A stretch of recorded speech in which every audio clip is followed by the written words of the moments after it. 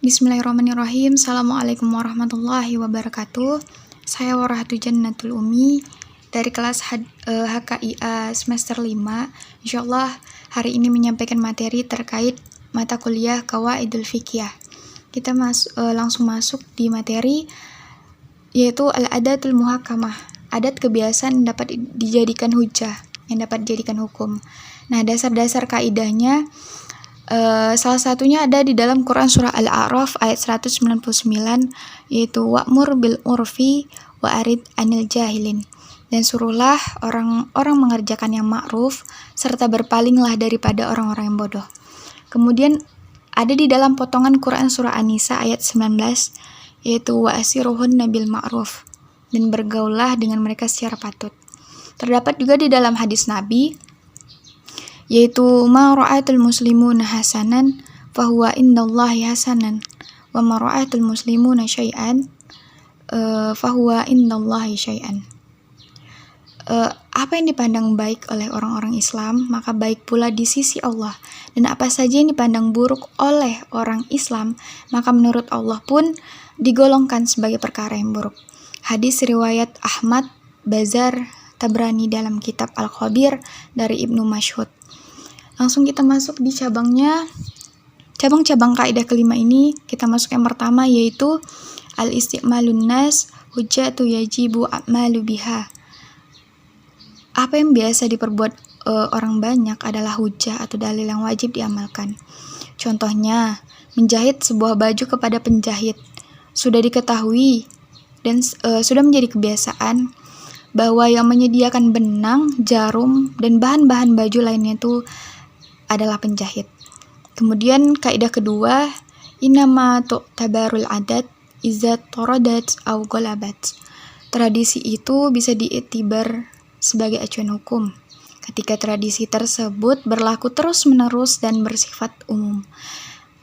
Contohnya, apabila seseorang yang berlangganan koran selalu diantar ke rumahnya, ketika koran tersebut suatu hari tidak diantar ke rumahnya, maka orang tersebut dapat menuntut kepada pihak pengusaha koran tersebut. Karena hal ini sudah menjadi kebiasaan dan dilakukan terus-menerus, maka itu menjadi bersifat umum. Kita masuk di kaidah ketiga, yaitu al-ibratu li ghalibi sa'i la lin nadir. Tradisi yang dianggap atau diiktibar sebagai acuan hukum adalah sesuatu yang sering dilakukan, bukan yang jarang dilakukan. Contohnya, menetapkan hukum mahar dalam perkawinan, namun tidak ada kejelasan berapa banyak ketentuan mahar yang harus dikeluarkan. Maka, ketentuan mahar berdasarkan pada kebiasaan yang sering dilakukan di masyarakat, berapa mahar yang dikeluarkan dalam masyarakat tersebut. Begitupun para ulama berbeda pendapat tentang waktu hamil terpanjang. Tetapi apabila menggunakan kaidah di atas, maka waktu hamil terpanjang tidak akan melebihi 1 tahun. Demikian pula menetapkan menopause wanita dengan umur 55 tahun. Kita masuk di kaidah keempat, yaitu al-ma'rufu urfan kal masyruti syartan. Sesuatu yang telah dikenal sebagai adat atau tradisi sama halnya dengan sesuatu yang disepakati sebagai syarat. Contohnya, menjual buah di pohon tidak boleh karena tidak jelas jumlahnya. Tetapi karena sudah menjadi kebiasaan bahwa membolehkan menjual buah langsung dari pohonnya, maka para ulama membolehkan hal itu terjadi. Kita masuk di kaidah ke-5, yaitu al-ma'rufu bainat tujari kal masyruti bainahum. Sesuatu yang telah dikenal atau diketahui di antara pedagang berlaku sebagai syarat di antara mereka. Contohnya transaksi jual beli semen dan pasir. Misalnya dari penjual yang menyediakan angkutan sampai ke rumah pembeli. Jadi si penjual ini yang menyediakan angkutan yang akan membawa semen dan pasir itu sampai kepada rumah pembelinya. Biasanya harga semen dan pasir yang dibeli itu sudah termasuk dalam biaya angkutan ke lokasi pembeli tersebut. Seperti itu kemudian kita masuk di kaidah ke-6, yaitu ata'yinu bil urfi kata'yini bin nas. Menentukan berdasarkan urf atau kebiasaan, seperti halnya menentukan berdasarkan nas. Contohnya, apabila ada orang memelihara kambing orang lain, maka upah dalam memeliharanya adalah anak kambing pertama itu diberikan kepada yang memeliharanya tersebut, dan anak kambing kedua untuk yang si punya kambing tersebut. Begitulah selanjutnya secara berganti-ganti. Kemudian kita masuk di kaidah ketujuh, yaitu al-mumtana'u adatan kal-mumtana'i haqiqatan. Sesuatu yang kebiasaannya tercegah itu sama seperti tercegah pada hakikatnya.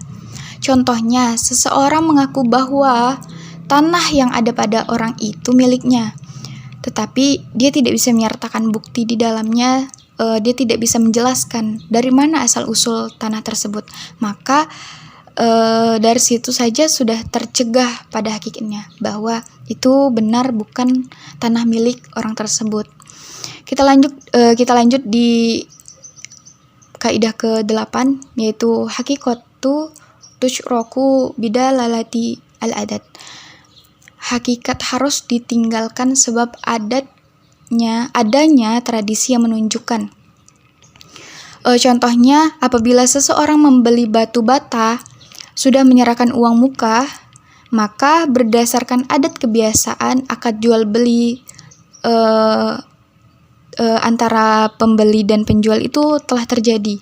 Maka seorang penjual batu bata tidak bisa membatalkan jual belinya meskipun harga batu bata itu naik. Jadi harga itu tetap sebagaimana akad yang telah terjadi antara kedua belah pihak tersebut.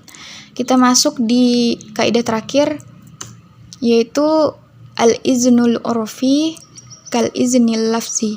Izin secara uruf, secara kebiasaan, sama seperti izin berbangsa lafaz.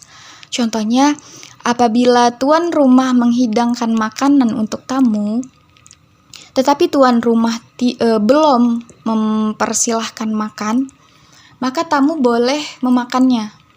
Sebab menurut kebiasaan yang sering terjadi bahwa dengan menghidangkan makanan tersebut meski belum mempersilahkan makan, berarti itu telah mempersilahkan tanpa harus bicara bahwa dipersilahkan makan makanan tersebut. Mungkin sekian dari saya. Terima kasih banyak. Wassalamualaikum warahmatullahi wabarakatuh.